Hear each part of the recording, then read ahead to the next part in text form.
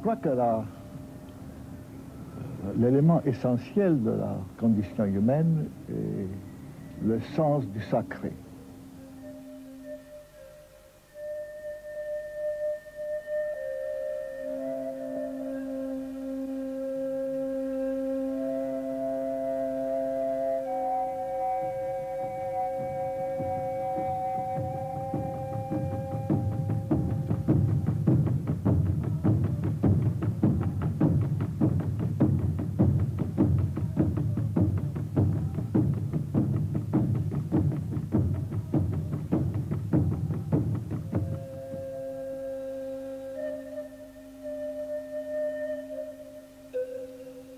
Plus j'avance dans la vie, plus j'ai l'impression que les voyages ont lieu concomitamment dans le temps et dans l'espace.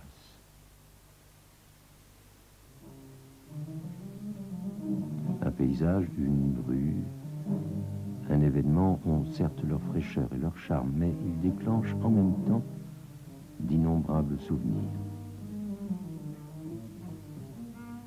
Souvenir d'un regard, d'une conversation ancienne, d'une mélodie, depuis longtemps oubliée.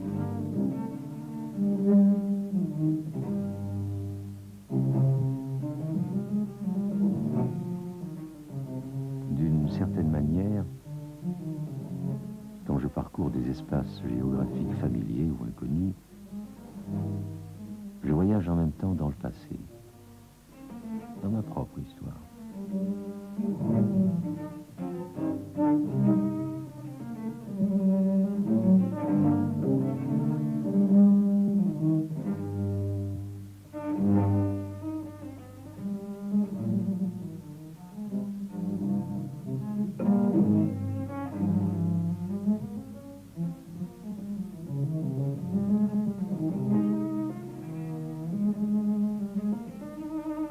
Il m'arrive parfois de me sentir étranger à moi-même. Et je me sens alors pleinement heureux.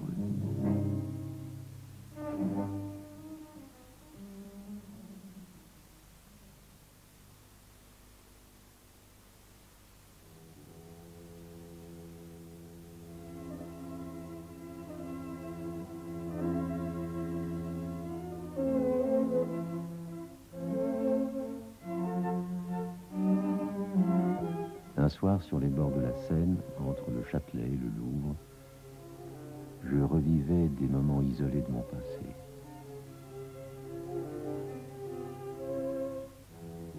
Je revivais des moments isolés de mon passé comme cet automne si long. Et dans mon souvenir, incomparablement beau.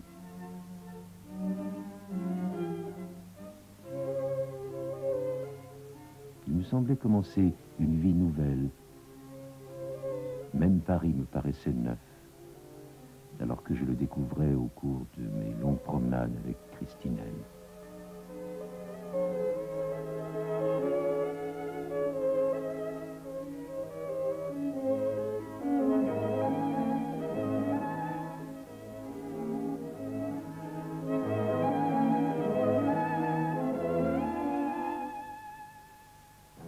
Je retrouvais auprès d'elle une dimension spirituelle qu'avait assombri l'exil et l'histoire des dernières années.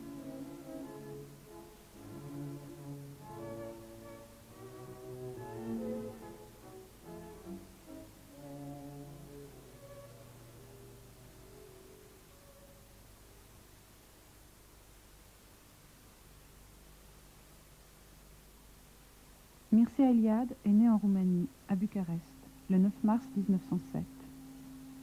Tout jeune lycéen, il publie déjà de nombreux articles scientifiques et littéraires. Après une licence de philosophie, il part, à 21 ans, pour les Indes. Durant 3 ans, Eliade étudie le sanskrit à Calcutta, avec le professeur Dasgupta, et dans un ashram himalayen, pratique le yoga avec Shivananda. De retour en Roumanie, il soutient son doctorat de philosophie et devient, en 1933, l'assistant universitaire du grand philosophe Nae Ionescu. Les cours d'Eliade portent aussi bien sur la métaphysique d'Aristote que la philosophie indienne ou celle de Nicolas de Cusa. En 1940, Mircea Eliade quitte Bucarest pour Londres, puis Lisbonne et enfin Paris. Invité par Georges Dumézil, il va donner dès 1945 des cours à l'École des hautes études. Il publiera ensuite le traité d'histoire des religions, technique du yoga, le mythe de l'éternel retour. Eliade prend part aux rencontres d'Ascona autour de Jung et, accompagné de son épouse Christinelle, participe à de nombreux congrès qui les feront voyager de Tokyo à Uppsala et de Sydney à Mexico. Invité à l'université de Chicago en 1957, il y devient directeur du département d'histoire des religions. Docteur honoris causa d'une dizaine d'universités, membre de 5 académies, Mircea Eliade va accomplir son œuvre par la direction de l'Encyclopédie des religions, somme monumentale en 16 volumes, rédigée par 1500 chercheurs et universitaires. Mondialement reconnu, auteur d'une quarantaine d'ouvrages traduits en 16 langues et d'une vingtaine de recueils de nouvelles ou de romans, Eliade renouvelle presque toutes les sciences de cette fin de siècle, de l'histoire des religions à l'anthropologie, comme de l'épistémologie à la philosophie de la culture. La grande découverte a été, et ça c'est l'œuvre du XXe siècle, la découverte de la cohérence, de la noblesse, de la logique interne et de la structure métaphysique des cultures archaïques, des cultures soi-disant primitives. Il y a encore 50 ans, des grands savants anthropologues comme Fraser, par exemple, considéraient les sociétés traditionnelles primitives comme des sociétés vraiment, sinon arriérées, enfantines. Tout ce qu'elles faisaient s'expliquait par la magie, par des superstitions. Et à la suite des travaux plus profonds et plus systématiques. La fascination du voyage tient au nombre de temps personnels que l'on réactualise. Quand je pénètre dans une cathédrale, je ne sais jamais si j'y retrouverai le souvenir d'autres sanctuaires vus jadis. Si je me surprendrai en train d'écouter une mélodie ancienne, une conversation depuis longtemps oubliée. Comme les monuments, les livres sont pour moi du temps concentré. Je me rappelle ces matins de 1925, quand j'avais découvert I Misteri de Raffaele Petazzoni, et que je me lançais dans l'histoire des religions avec la passion et l'assurance d'un garçon de 18 ans. L'historien des religions doit, en son domaine, chercher ce qui résulte de la rencontre de l'homme et du sacré, c'est-à-dire l'homo religiosus, l'homme religieux, comme affirmation de l'homme accompli.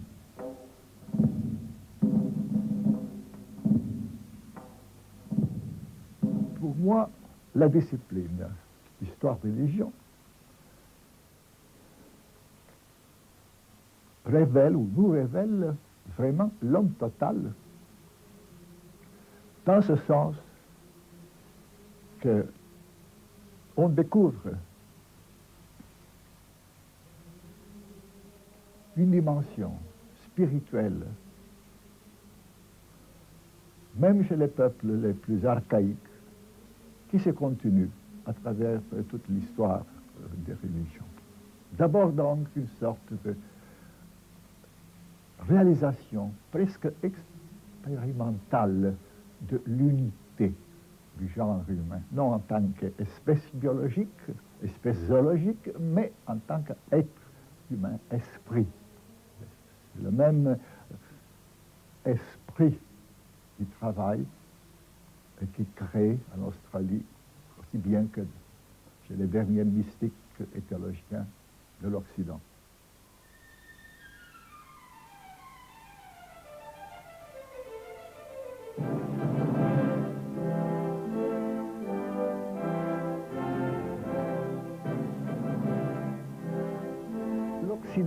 La culture occidentale souffrait d'un certain provincialisme. Tout commençait avec l'histoire de l'Ancien Orient, et puis venait la Grèce, Rome, et puis l'histoire de l'Occident, l'histoire culturelle, spirituelle, mais aussi l'histoire de l'Occident. Je crois que la découverte des sociétés archaïques, des soi-disant primitifs, a joué un rôle considérable dans l'ouverture de l'esprit pour nous, intellectuels de l'Occident. L'expérience de cette découverte a des conséquences existentielles pour celui qui découvre cette unité, cette noblesse, cette valeur. On peut comparer l'étude, l'herméneutique des faits religieux à une sorte de métapsychanalyse, dans ce sens que la méthode herméneutique, c'est-à-dire la recherche des significations que tel phénomène religieux a eu à travers le temps et qui n'était pas évidente, cette méthode transforme le chercheur. Après avoir compris à travers l'effort herméneutique un système de pensée qui d'abord, même pour l'historien de religion, est opaque, après avoir compris quelque chose de changé, quelque chose de plus profond, se révèle dans la psyché, dans l'esprit du chercheur. On se transforme, on s'anoblit au fur et à mesure de cette découverte. C'est pour ça que je considère la discipline d'histoire de religion une discipline majeure et très importante pour découvrir les autres. Je me disais en fait que l'homme, et même l'homme européen, n'est pas seulement celui de Kant, Hegel ou de Nietzsche. Je sentais surtout qu'on ne peut comprendre la destinée humaine et le mode d'être spécifique de l'homme dans l'univers sans étudier tous les aspects de l'expérience religieuse. Eh bien, je crois que je suis devenu historien de religion, surtout à la suite de mon expérience indienne. J'ai compris l'énorme importance du symbolisme, non seulement dans la vie religieuse, culturelle des hindous, mais dans leur vie totale, surtout au niveau rural, dans les villages. Et d'autre part, j'ai été fasciné par la richesse, non seulement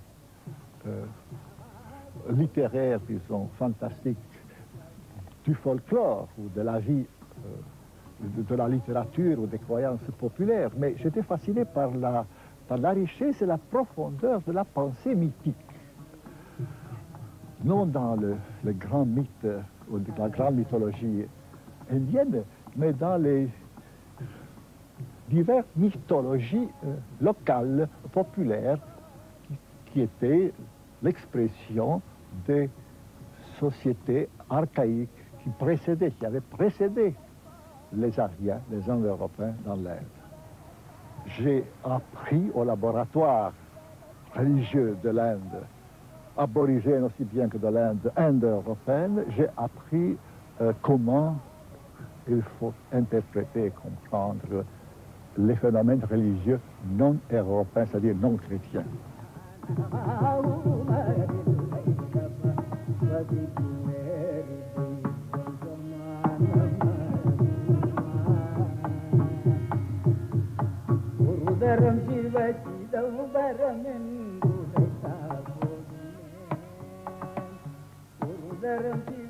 Mais en rentrant, après l'expérience de 3 ans, en rentrant des Indes, j'ai compris l'importance d'avoir,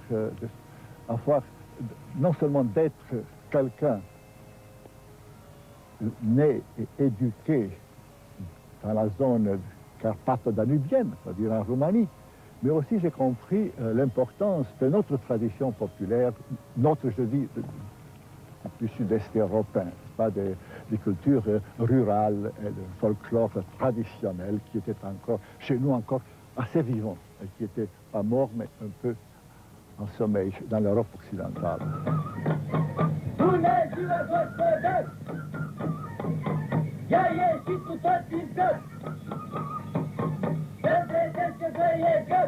J'ai découvert que chez nous, autour des Carpates, les racines sont bien plus profondes que nous l'avions cru, plus profondes que le monde grec ou romain, ou même méditerranéen. Un certain nombre d'éléments paléo-indo-européens s'y sont mieux conservés que partout ailleurs en Europe, affirmant une fois de plus la pérennité du sacré.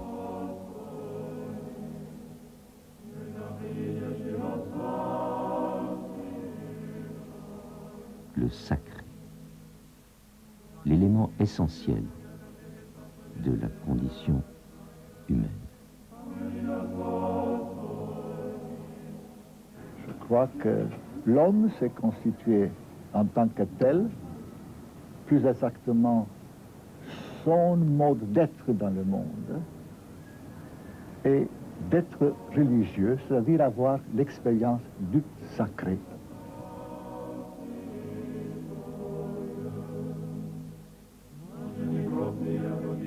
L'ouverture vers le sacré rend l'homo religiosus capable de se connaître tout en comprenant le monde.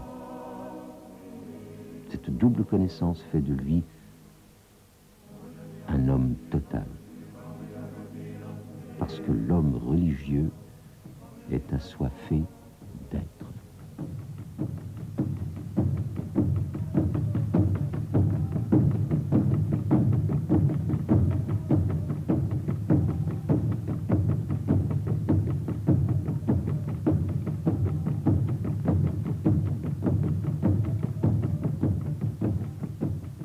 Total, il se révèle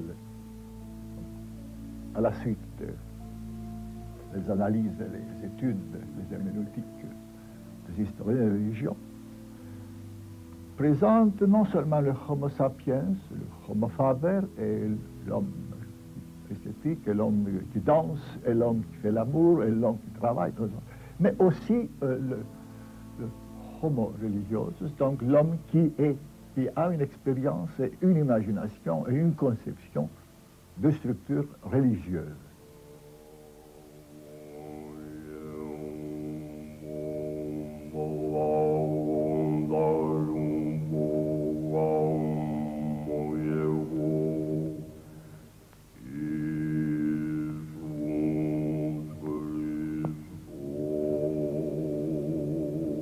C'est à travers le Homo religiosus que l'homme et l'existence humaine révèlent ces dimensions spirituelles les plus profondes et les plus créatrices.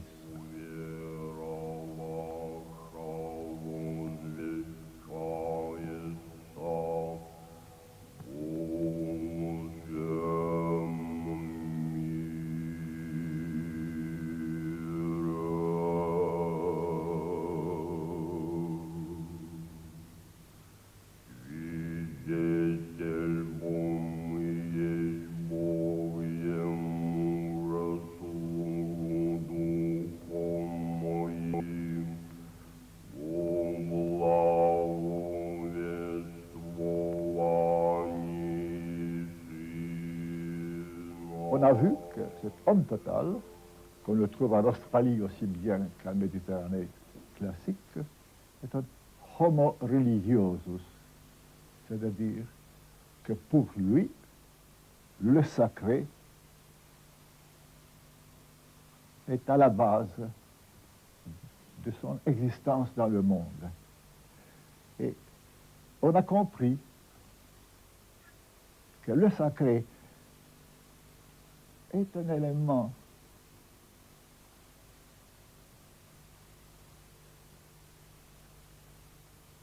de la structure de la conscience, et non pas un stade seulement, un stade de l'histoire de cette conscience. On a compris que vivre en tant qu'être humain est en soi un acte religieux, car l'alimentation, le travail, la sexualité, le jeu, tous ont une valeur sacramentaire. Autrement dit, être, ou plutôt devenir homme, un homme, signifie être religieux.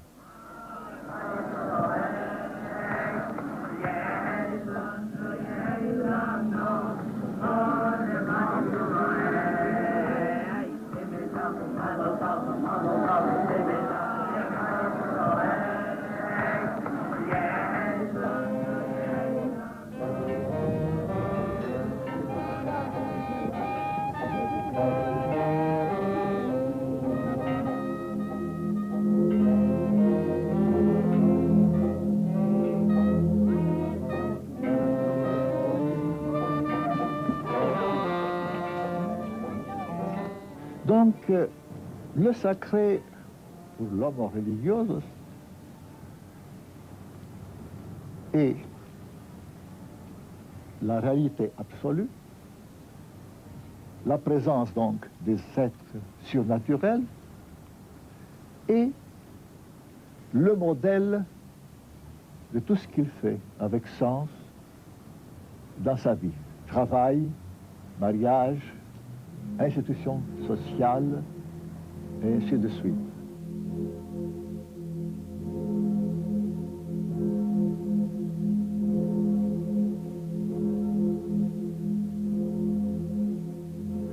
Le travail, c'est un rituel, parce que le travail imite un modèle qui a été révélé aux ancêtres par des êtres surnaturels.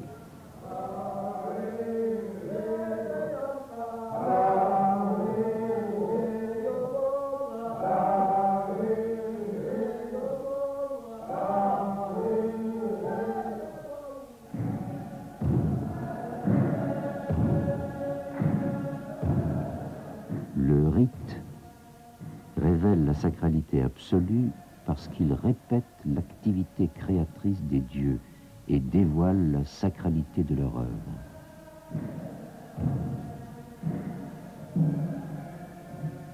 Les rites et les symboles réalisent la solidarité permanente de l'homme avec cette sacralité.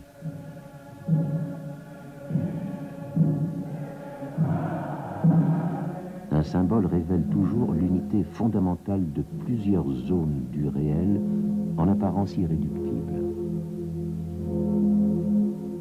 Le symbolisme constitue un problème très important, non seulement pour la compréhension de certaines religions archaïques ou orientales. Moi, j'ai appris ça dans l'Inde, mais je me suis rendu compte immédiatement après que le symbolisme, la pensée symbolique, est constitutive pour l'être humain en général. La pensée symbolique ne peut pas être remplacée par un autre type de pensée.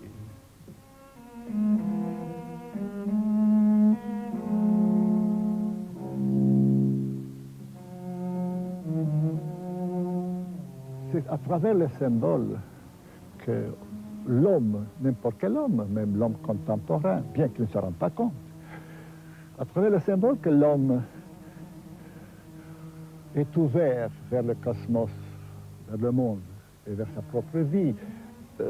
La compréhension d'un symbole, c'est comme une fenêtre vers un univers de signification qui autrement reste obscur, énigmatique, ou même tout à fait ignoré.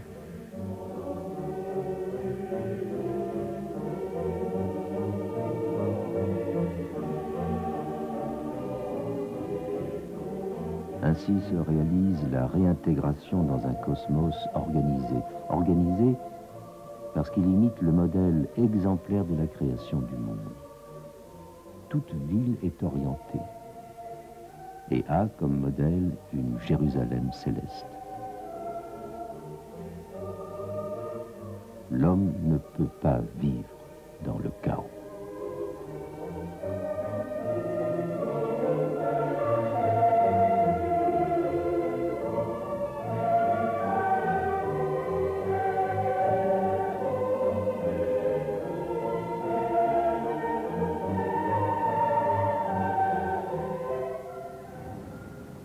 La maison, l'habitation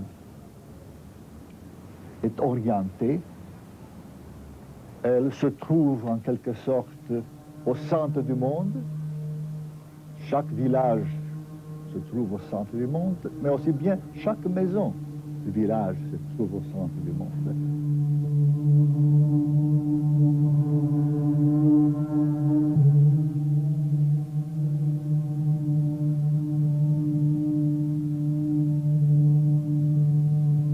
Parce que la maison, ou la tente, la hutte, aussi bien que le village, et plus tard le temple et la ville, sont créés d'après un modèle exemplaire et d'origine, disons, divine, transhumaine.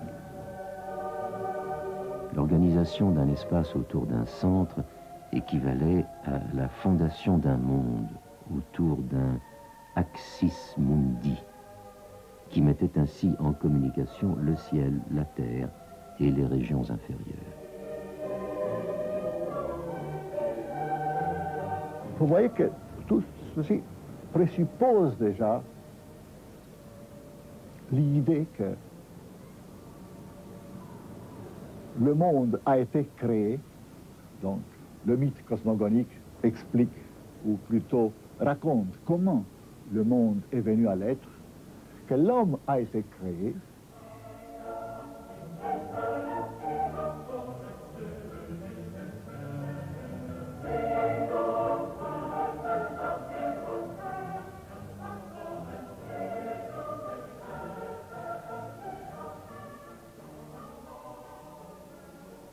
et il y a le mythe d'origine de l'homme, et puis l'histoire sainte, l'histoire mythologique de l'homme.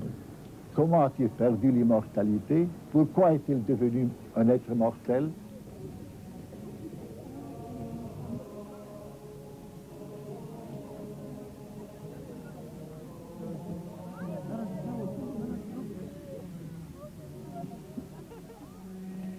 Tout rite, tout système rituel est le moyen par excellence utilisé depuis toujours par l'homo religiosus pour sanctifier sa propre vie, pour lui donner un sens, pour répondre à sa profonde nostalgie du monde divin.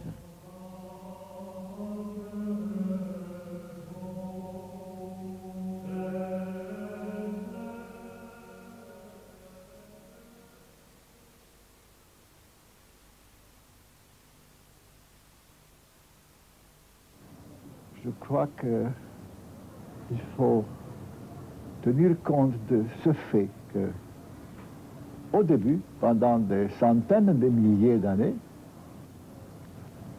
l'homme religieux, vivait dans un monde qu'il considérait sacré parce que c'était création de Dieu, une vie qui avait une signification religieuse parce que cette vie avait un modèle, le modèle ou les modèles révélés par les êtres surnaturels. Tout ce qu'il faisait avec signification constituait en même temps un rituel, le travail, la chasse, la pêche, le maillage, mais aussi tout ce qu'on appelle maintenant les activités artistiques de l'homme. Tous les arts, au début, ont été religieux. La danse est évidente, tout le monde le sait. La danse, les premières danses ont été des danses rituelles. On sait aussi que la peinture, la sculpture, au début, pour les sociétés protohistoriques, préhistoriques déjà, étaient des œuvres religieuses.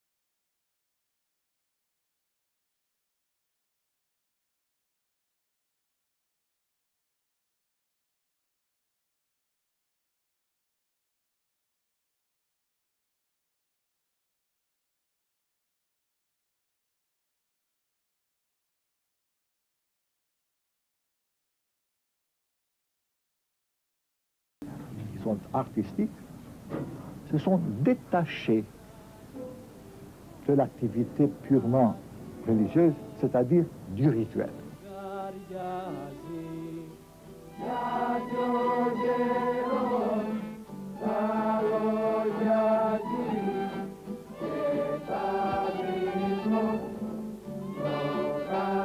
Il y avait des danses rituelles, mais il y a aussi des danses qui sont détachées et qui pouvaient être dansées, pas uniquement à l'occasion d'une certaine cérémonie religieuse.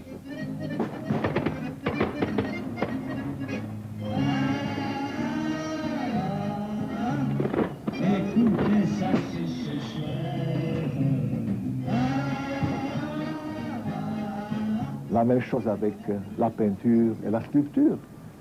Il y avait toujours une peinture sacrée, toujours une sculpture sacrée, mais l'art plastique s'est détaché, c'était indépendant de l'activité rituelle, religieuse.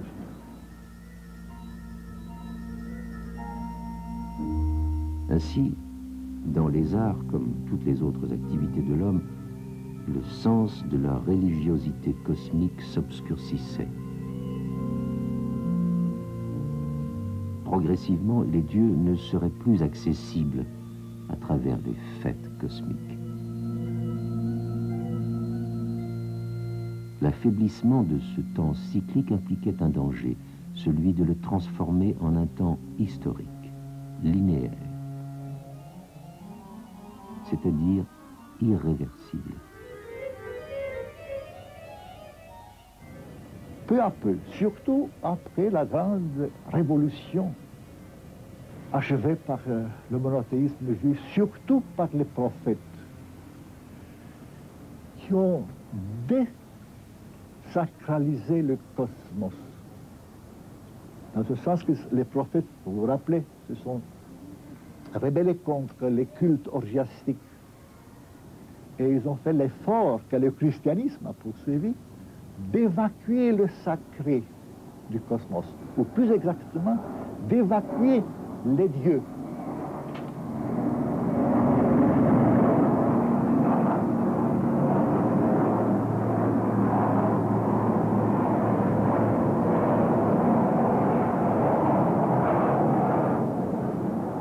D'évacuer l'univers, le cosmos, la nature des dieux. C'est pour ça, d'ailleurs, que la science a commencé et a progressé en Occident. Parce que la nature étant désacralisée par le christianisme, et le judaïsme et le christianisme, a pu être pour la première fois dans l'histoire, être analysée d'une façon tout à fait détachée, objective, en tant que matière. La matière était pour la première fois matière morte, inerte.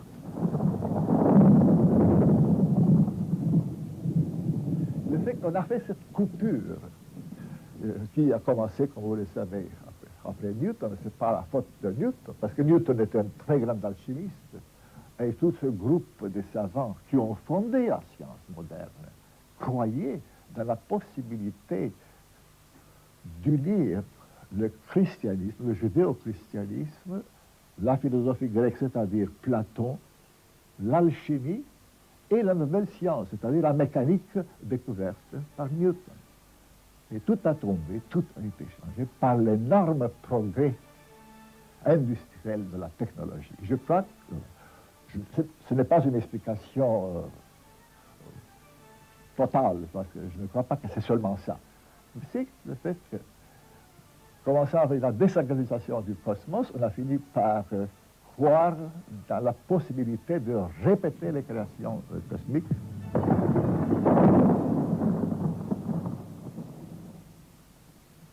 Les dernières étapes de la désacralisation, non seulement du cosmos, et du monde, et de la vie, et de l'homme, et de l'histoire, n'a pas été compensée religieusement. On a proposé d'autres théories, d'autres idéologies, d'autres espoirs, d'autres idéologies surtout. Et c'est à partir de ce moment qu'on peut surprendre les structures de l'homme moderne. Donc, l'existence humaine sans signification, l'homme qui vit dans une nature sans modèle, sans créateur, sans objectif.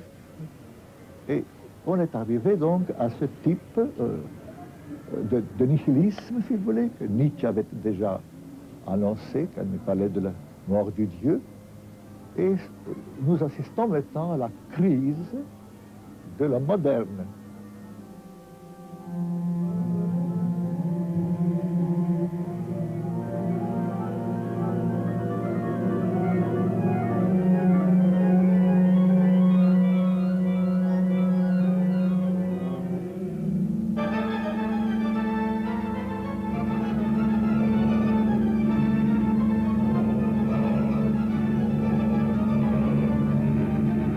Ainsi, l'homme moderne se trouve dans un monde qui n'a pas de créateur, qui n'a pas de commencement, qui n'aura pas de fin.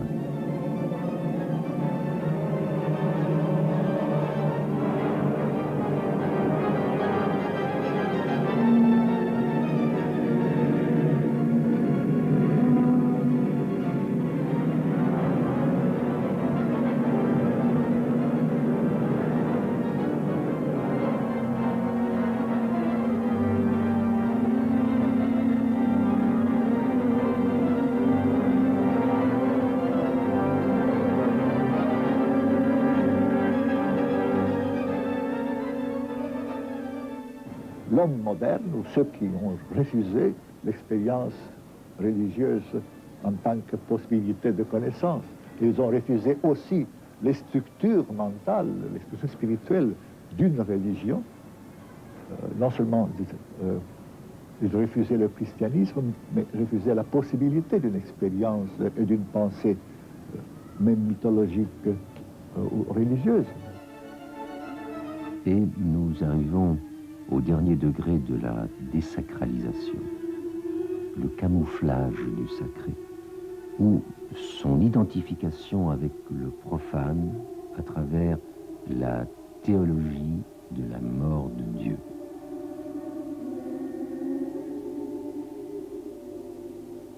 Théologie de la mort des dieux. On peut le discuter, je ne veux pas le discuter. La chose qui me semble importante du point de vue d'un historien de religion, c'est qu'on a essayé, par désespoir, mais aussi par un certain optimisme profondément enfui dans l'être humain, de répondre à un monde désacralisé et religieusement dévalorisé, de répondre en acceptant que la religion monothéiste, donc la seule qui comptait aux yeux des Occidentaux, n'est plus ce qu'elle était au temps du judaïsme classique, christianisme classique, parce que Dieu est mort. Et néanmoins, on peut rester chrétien et homme religieux. Bien, c'est curieux que ce dernier acte de création, cette dernière création de la pensée théologique occidentale, qui est la théologie de la mort de Dieu, d'une part, semble dériver des désastres provoqués par le réductionnisme, et surtout par les maîtres du réductionnisme, qui commence avec Karl Marx, qui réduit toute la culture et toutes les activités créatrices spirituelles de l'homme à certaines lois économiques. Il y a ensuite le grand Nietzsche, qui, lui aussi, dans sa rébellion contre le monde, son monde contemporain, il a proposé, tout le monde le sait, un monde qui était en fin de compte réductionniste, mais et surtout Freud, qui avait ses grandes découvertes, l'importante découverte du rôle de l'inconscient, a essayé d'expliquer les créations religieuses comme toutes les autres créations spirituelles et culturelles de l'humanité par des processus purement biologiques, précisément sexuels. Penser en historiciste, en freudien ou en marxiste, cela signifie renoncer à la vocation primordiale de l'homme. Par conséquent, disparaître en tant qu'homme. Il se pourrait que le marxisme et l'interprétation matérialiste de l'histoire fussent la dernière épreuve de l'homme, une épreuve désormais planétaire, qui risque de le perdre, tout comme il a failli se perdre tant de fois dans la préhistoire. Pendant des millions d'années, l'homme a été chasseur. Il avait des mythes, des rites, des comportements religieux en relation entre lui et l'animal. L'homme, l'animal chassé, sa proie.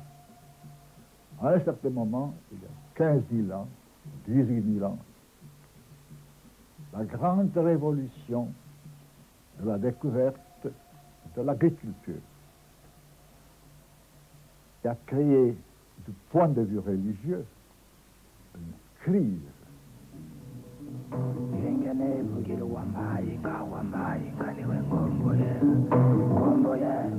La même chose se passe maintenant avec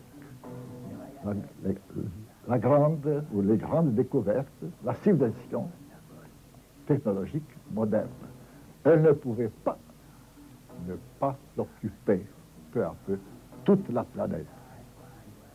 Seulement, il y a une différence entre cette planétarisation de l'agriculture et la planétarisation de la technologie moderne.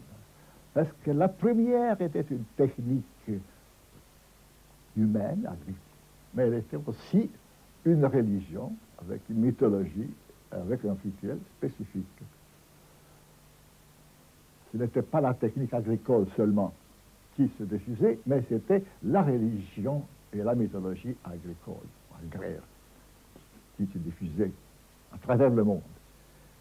Dans notre cas, les découvertes, les progrès ont été adoptés partout, mais sans aucune tradition religieuse, justement parce que la technologie moderne n'a pas une base religieuse ou une justification religieuse.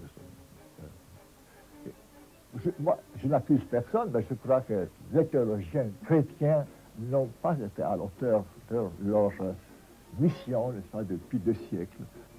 C'est-à-dire, ils n'ont pas essayé de donner le sens qu'ils avaient aux sciences, même aux sciences les plus visiblement, disons, matérialistes. Pas la technologie. Tout acte technologique, acte scientifique, était avant un acte aussi, sinon religieux, au moins poursuivant un symbolisme d'origine chrétienne.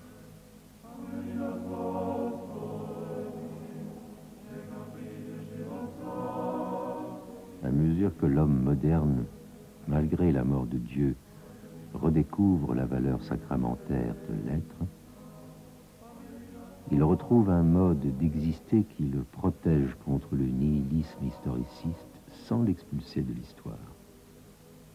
Ainsi, une nouvelle perspective s'offre à lui grâce à la redécouverte de l'homo religiosus, parce que le sacré est saturé d'être. D'ailleurs, une société areligieuse n'existe pas encore, ne peut pas exister. Si elle se réalisait, elle périrait au bout de quelques générations de neurasthénie ou par un suicide collectif.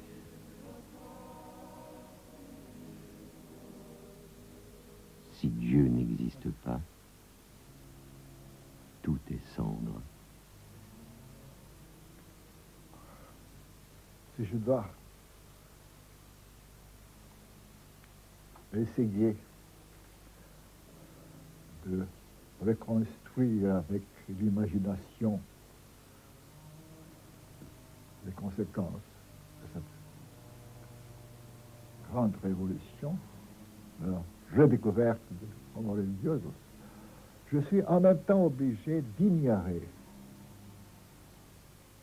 les contextes politiques et les possibilités politiques pour me donner la liberté de parler des choses purement spirituelles et culturelles dans un monde qui avance sans penser aux dangers que tout le monde connaît. D'abord, je crois que la première conséquence, c'est qu'on ne peut plus,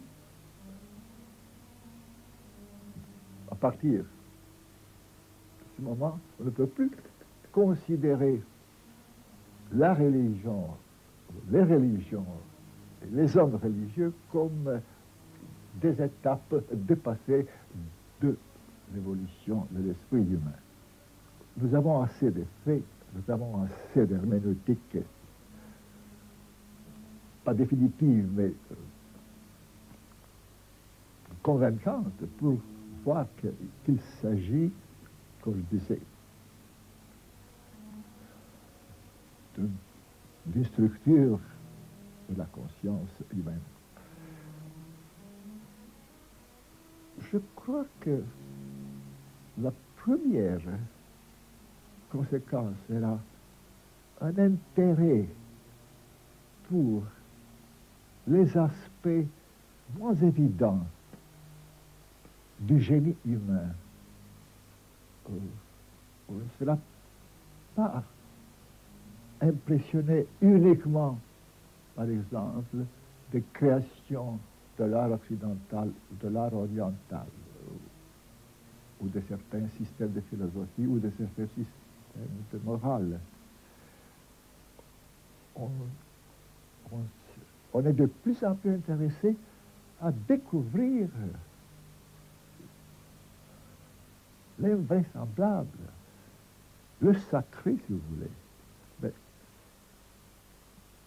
le très précieux,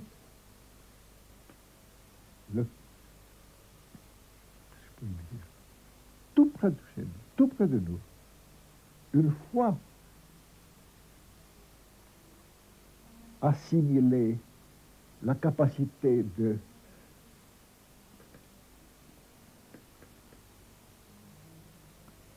déchiffrer les valeurs religieuses, mythologiques, morales qui sont camouflées ou occultées dans des objets courants ou dans des événements tout à fait quotidiens.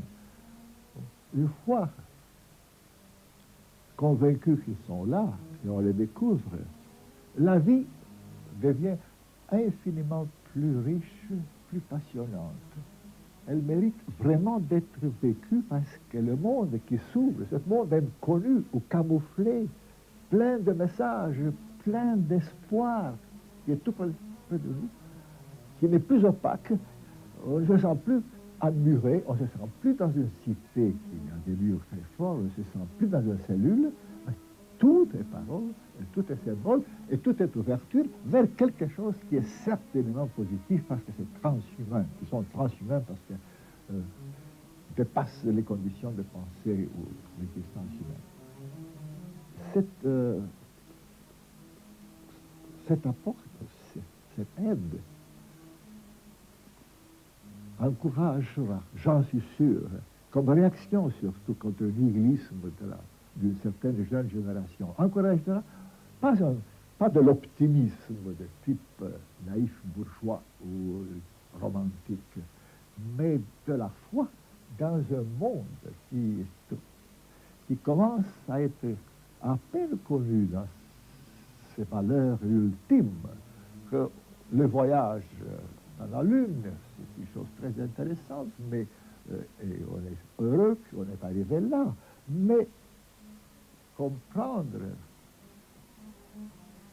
la signification des mythes, des symboles, des événements religieux et surtout les révélations qui sont données par les objets, par des êtres, ouvrent des perspectives et donne la possibilité de connaître des niveaux d'existence, des niveaux de réalité qui étaient avant scellés, qui étaient occultés, scellés, inaccessibles. Je dis que c'est un optimisme parce que le monde ne sera plus le monde opaque, sans signification, tragique, purement tragique, même la tragédie n'a plus de sens dans ce monde terrible, le monde de certains philosophes et écrivains. Ça sera une des conséquences qui sera importante aussi, et peut-être surtout pour l'existence humaine personnelle de chaque homme. Mais je crois qu'une telle perspective, une telle ouverture, sera aussi une source qui n'était pas soupçonnée jusqu'à présent, une source de créativité. Je dis créativité culturelle, c'est-à-dire à partir de la géométrie jusqu'à la poésie pure, et à partir de l'érudition, de l'érudition philologique jusqu'à la grande musique. Je crois que la créativité sera, je ne peux pas dire absolument renouvelée, mais radicalement renouvelée. On se considère à la fin d'une époque, peut-être on est à la fin d'une époque culturelle, mais justement à la suite des conséquences indirectes et presque qui passent inaperçues parfois. La découverte c'est ce que la découverte de l'homo religiosus nous a aidé à comprendre dans la condition humaine et dans le sens de l'histoire humaine. Cette découverte, les conséquences, une des conséquences, c'est là que la créativité de l'esprit humain. On a des ouvertures et des expressions, je crois, nouvelles. Bon, tout est nouveau, là, rien, mais des créations que personne ne soupçonne maintenant. On parle toujours de la fin de la philosophie, de la fin des mathématiques. J'attends, j'envie la nouvelle génération, ceux qui sont là, j'attends une époque de créativité culturelle absolument unique dans l'histoire récente du III siècle du monde occidental, c'est-à-dire de la planète, mais du monde occidental, parce que la crise est plus profonde ici qu'ailleurs. Oui, on peut appeler ça optimisme, je crois qu'il s'agit plutôt d'un réalisme. Je ne crois pas qu'une telle découverte de l'homo religiosus peut rester sans conséquence à la fois existentielle et créatrice, culturelle. La stérilité, l'ennui,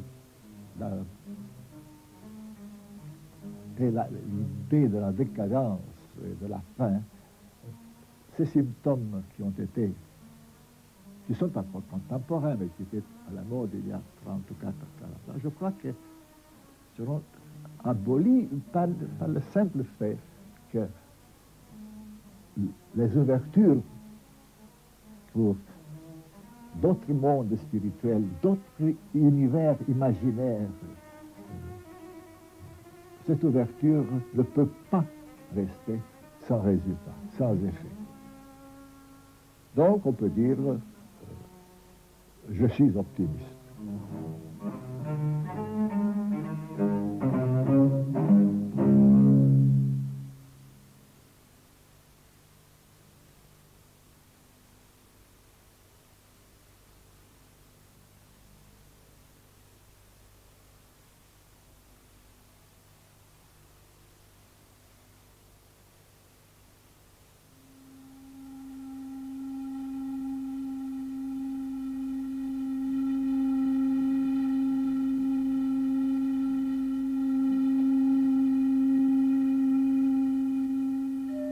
Si Dieu n'existe pas,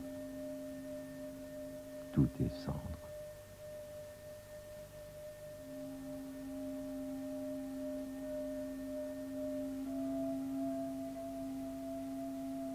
Toute existence est prédestinée au passage.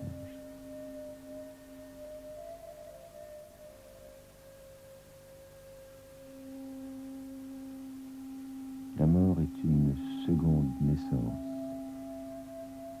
la suprême initiation.